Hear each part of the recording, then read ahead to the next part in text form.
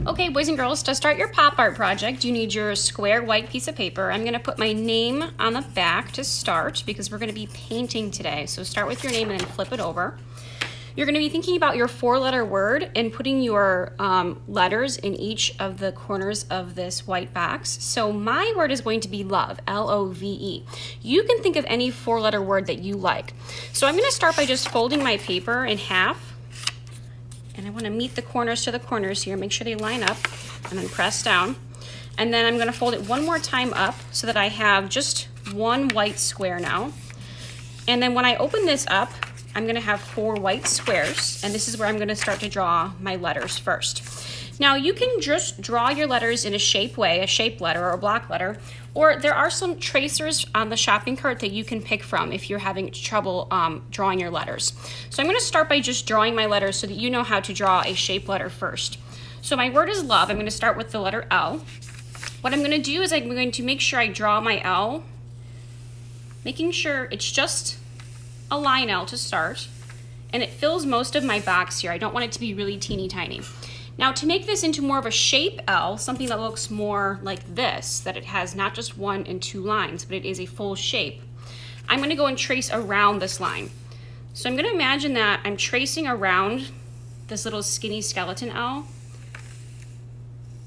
and I'm not going to touch the L at all. I'm going to go trace all the way around it using just straight lines.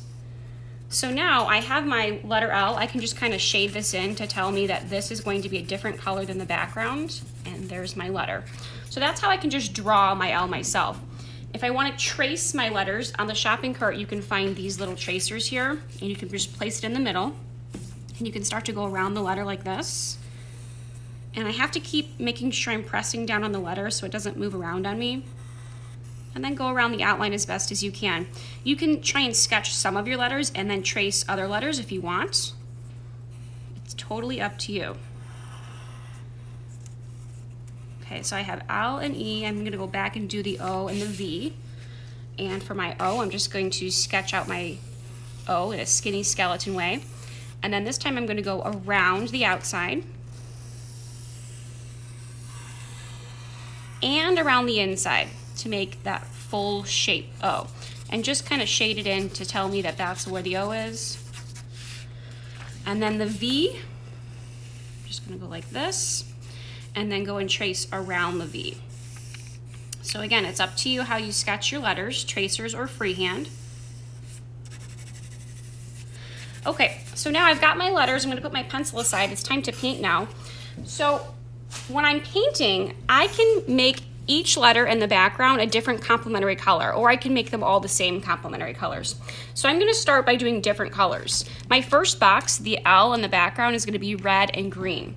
So I'm going to start by painting the L red. And we're going to use these small square brushes today, just to make sure we have nice, precise paint. And this square brush is really nice because it's a flat brush. It has a square, straight line flat tip. It's really good for making straight lines. So that's why it's good for painting in these very straight block letters. So whenever I paint in a shape like this, I like to go around the outline first, the outside, just to get a precise line, and then I can go back and paint the inside. It's a little bit easier that way. So I'm going around the outline. And remember what we say, I like to imagine my paintbrush is like a ballerina. She's just kind of dancing on her tippy toes to start when I make that outline. And then she can go back in and then go a little bit faster on the inside. Okay, so I'm going to wait to paint the background until the red is a little bit more dry because it's a little bit wet right now. I don't want to kind of mix up my red and my green. So now I'm going to go to my O. And I think my O is going to be purple and yellow complementary colors. So I'm going to paint the O with purple. And so then my background will be yellow, and I'll come back to that later once the purple is a little bit more dry. So I'm going to go around the outside of the O first, just making sure I get a nice, precise line. And I have to keep dipping in my paint because look, my paint's running out. So it's good to keep dipping and then making smooth lines around. And then I'm going to go around the outline here. Now once I have that, I can go a little bit faster on the inside here because this is a little bit easier now to paint the space on the inside. Once I have that nice straight outline, it's nice to just go faster on the inside. All right, I've got my purple. Now I think my next space for the V is going to be the complementary colors blue and orange. So I will paint my letter V blue, and then I'll paint the background orange. So I'm getting a nice outline first around the lines of the V.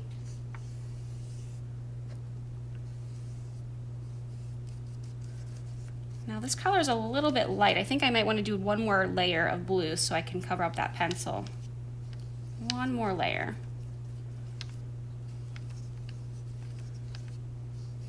Okay, and then I'll come back to the background, I'll make that orange. Now the E, I can just choose. Maybe I can do repeating one of these colors. So maybe instead of red, green, I'll do green, red. So maybe I'll make the E green, and I'll come back and paint the background red. So I switched up my complementary colors, a different complementary color in each box. You can do that, or you can make each box the same complementary color. So you could just do red, green, red, green, red, green all over the painting if you like. So you decide. I think it's a little bit more interesting when you switch up your colors and you practice all the complementary colors, but it's totally up to you. Now this E is a little bit tricky. I have to go around the outline of this one because it's a lot more complex than my other letters. So now that I've got the outline here, I can go back in and fill in the E. That's why we're using really small brushes today, because we have little details that we need to paint in. All right, now I'm gonna go back and paint the background. So the complementary color of red we know is green, so I'm gonna take my green now and start to paint the background. Now there's more brushes, there's bigger brushes by the paint table if you need a bigger brush to paint all this big space, but I'm gonna use my little brush to start, and I'm just gonna go along the outline of the L, just like I did when I painted the L. I'm going around the outline first, and getting a nice little line around the L, and then I'll paint the big space a little bit quicker. And it's okay if I get some paint on my table, I'll wipe it off later. Okay, now I've got all this big space. I can switch to my big brush if you want, and then I'm just gonna paint this big space a little bit quicker. And I keep dipping in my water a little bit to get my paint a little bit more watery, and that helps me kind of spread the paint out a little bit, because sometimes our paint is a little bit thick. It needs a little bit of water to kind of loosen it up and spread it out so I can paint a little bit faster.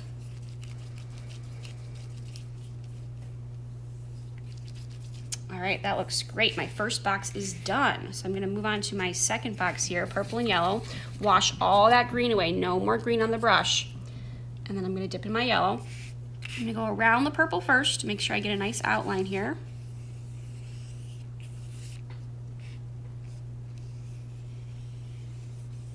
I'm trying to avoid touching the purple paint because it is a little bit wet still.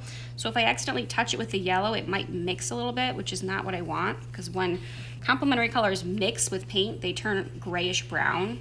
So I'm trying to avoid the purple a little bit. And I'll paint the inside here.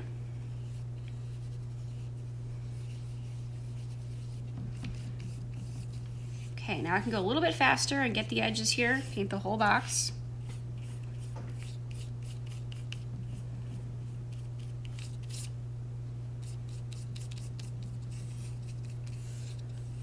All right, I'm gonna continue on with my blue and orange and my green and red space. So I'm gonna stop the video and let you all paint now. We know that the complementary color of blue is orange, so I'll start to paint that space orange. And the complementary of green is red, so I'll start to paint the space around the E red, okay? All right, let's get started.